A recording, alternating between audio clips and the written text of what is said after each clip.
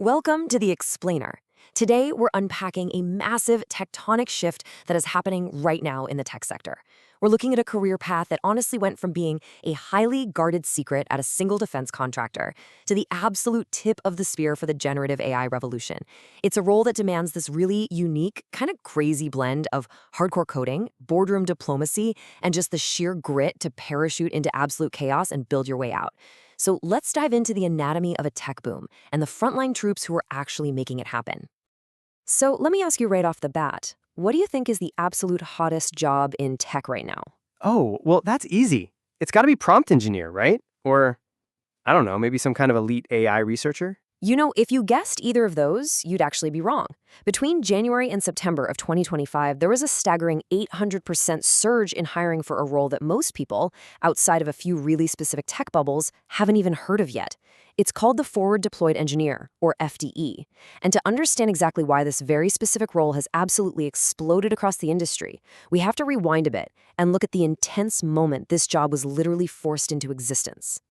Right, so the origin story of the FDE really kicks off in the early 2010s with the defense technology company named Palantir. At the time, Palantir was genuinely struggling.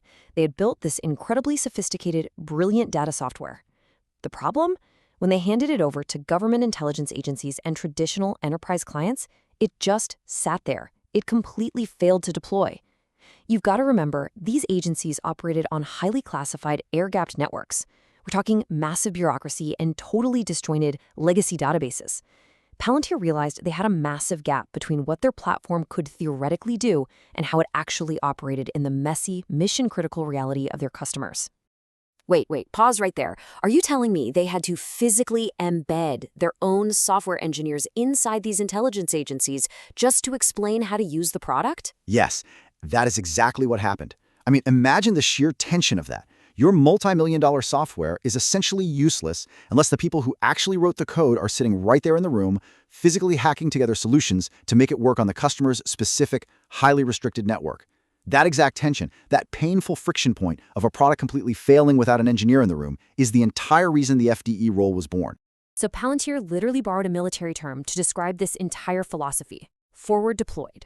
Just like troops stationed on the front lines, these engineers are deployed out of the comfortable ping-pong table tech headquarters and placed directly at the forefront of business operations. They're living in the customer's environment. The pacing is incredibly fast, it's chaotic, it's stressful. They're dealing with messy client data, archaic 1990s server architecture, and just incredibly unique business constraints. They aren't support agents, they are high-level technical specialists embedded on the ground to resolve critical deployment issues. Okay, but wait. Looking at this, can't any regular software engineer do that? I mean, at the end of the day, code is code, right? The answer is a resounding no. And this right here is where the industry fundamentally splits. A traditional software engineer is building the core product, they work in internal development environments, they build elegant abstractions, and they design for scale, right? They're creating one capability for many customers.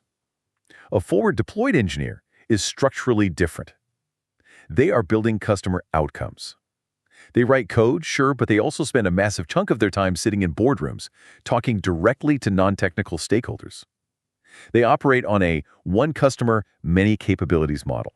Bob McGrew, who was an early executive at Palantir, actually had this perfect analogy to answer exactly your point. He said, FDEs build the rough gravel road. Software engineers pave it into a superhighway. FDEs thrive in pure ambiguity. They do not have perfectly scoped JIRA tickets. They're out there rapidly prototyping scrappy custom solutions for one specific client's messy reality. They figure out how to hack through the jungle to get from point A to point B. Later on, the core engineering team takes those learnings and builds a scalable, generalized feature for everyone else. Now, fast forward to today, and this isn't just a niche Palantir strategy anymore. The biggest frontier tech companies on the planet are aggressively hunting for FDEs. We are talking about massive scale here. OpenAI, Databricks, Scale AI, Ramp, and yes, Palantir is still heavily hiring for this. These companies are realizing that to push their incredibly powerful products into massive enterprise environments, they absolutely need these hybrid deployment commandos. Wait, hold on a second. Anthropic has FDEs? Yup, they sure do. But why would a cutting-edge frontier AI lab need on-site engineers doing custom deployments? Exactly. And this is the exact moment you realize this isn't just a defense tech role anymore. This is the absolute tip of the spear for the generative AI revolution. Because listen, even the smartest AI model in the world needs someone to actually plug it into the real world. So, the absolutely crucial point here is what industry insiders call the integration wall. We're at a point right now where AI models are incredibly mature. The core technology is genuinely ready for mass deployment. But get this, a massive 95% of enterprise AI projects fail. Why? Because while a model like GPT-4 or Claude is pristine, enterprise IT environments are absolute chaos. Data is wildly disorganized, cybersecurity compliance is brutally strict, and legacy systems are super brittle. The integration wall is that massive chasm between the pristine AI and the messy reality. FDEs are the ones hired to scale that wall, overhauling customer systems so the AI can actually function securely and deliver real value without just hallucinating on bad data. And because scaling that wall is so ridiculously hard, the market is severely rewarding the people who can actually pull it off. Okay, wait. $238,000. Is that the average? Yes, that is the average total compensation for an FDE at Palantir. It's a staggering number, for sure, but it completely makes sense when you realize these people are directly responsible for saving multi-million-dollar contracts from just falling apart at the finish line. And it isn't just Palantir. Looking across the industry, the total compensation scale is incredibly lucrative. Entry-level or new grads are pulling in between $140,000 to $250,000. Mid to senior levels at places like OpenAI or Anthropic, they are clearing $300,000 to $550,000. And top-tier staff-level FDs are making well in excess of $600,000. Overall, this role commands a 25 to 40% premium over traditional software engineering. You are being paid a massive premium for possessing the rarest combination in tech, hardcore coding ability mixed with intense boardroom-level customer empathy. So, you're probably wondering, how do you actually become one? Well, here is the actionable blueprint. Step 1. You must have exceptionally strong engineering fundamentals. You need to know APIs, system design, and complex integrations backwards and forwards. Step 2. You have to build customer empathy. You need to genuinely enjoy talking to users and translating their vague, messy business problems into crisp technical specs. Step 3. You have to ace a very specific type of interview. It's called the open deployment scenario. They'll give you a massive, ambiguous enterprise problem, like, say, reducing 911 response times for a major city using incredibly messy, unstructured data. And you have to whiteboard a technical solution live.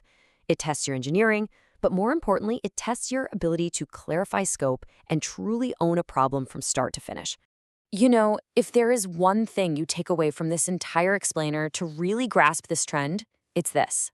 As an FDE, you don't just write the code, you own the customer's technical survival. That is the true ethos of the forward-deployed engineer.